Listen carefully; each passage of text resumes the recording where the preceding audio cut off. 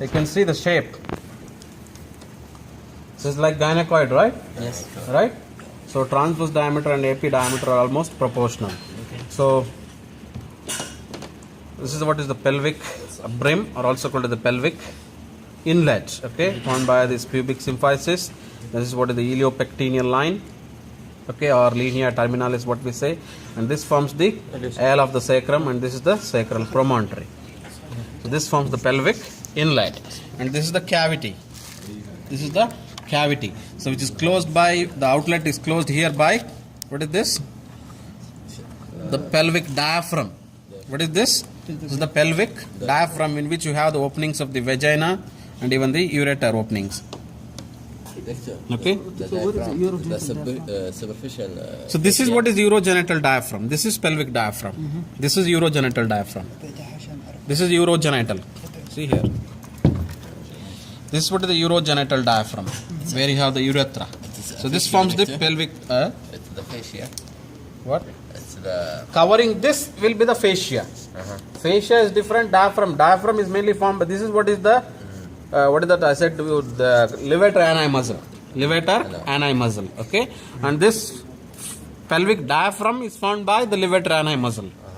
So diaphragm separating the perineum. This part is the perineum outside. Okay, and this forms the pelvis. The pelvis and perineum by pelvic diaphragm. Pelvic diaphragm. So urogenital diaphragm is between these two pubic bones. Ischiopubic ramus. This forms the urogenital diaphragm, and this forms the pelvic diaphragm. Okay.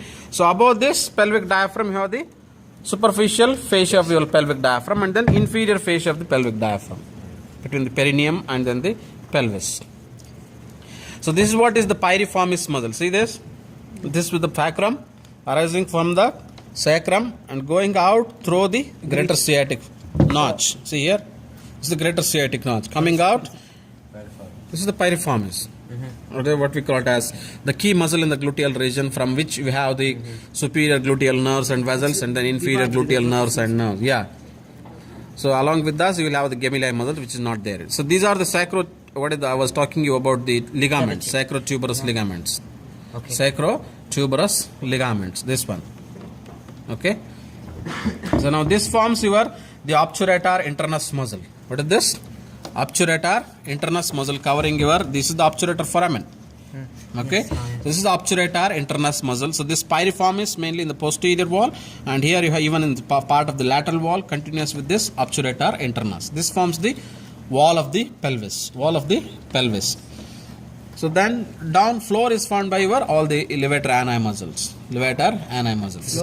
What is the obturator, doctor? From inside. This is the obturator foramen. This is the obturator.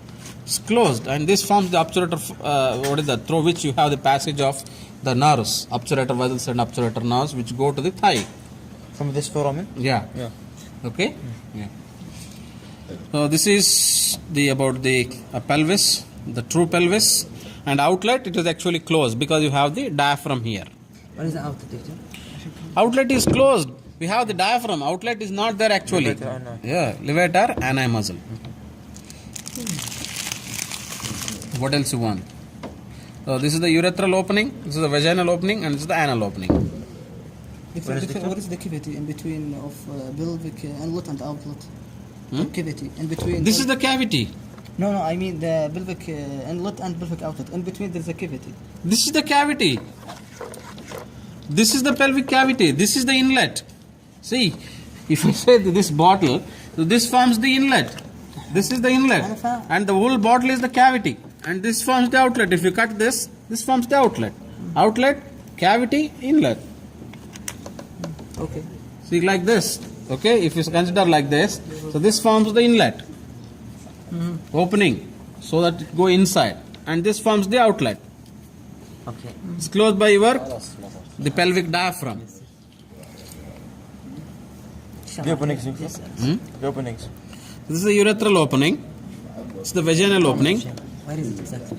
See there, the transverse slit. This is the vaginal opening, and this is the anal opening. Okay. So in this is I guess the male one, or female, a male one. See here, anal and urethral. Yeah, great. This is the urogenital diaphragm. This is the urogenital diaphragm, and this is the pelvic diaphragm. Okay? Yeah. بدش عشان يرفع ترى كلكم تشوفون باليوتيوب بعد. ايه بعدين كلكم شوف The piriformis obturator internus. هذا جوال الدفاع ادري هون عليك. See the shape difference. See here. It's wider. Yeah. This is the gynecoid pelvis, and this is the android pelvis. Am I right? Yes. Okay. You can make out the difference. This is what is the inguinal ligament. Forget about that. Okay.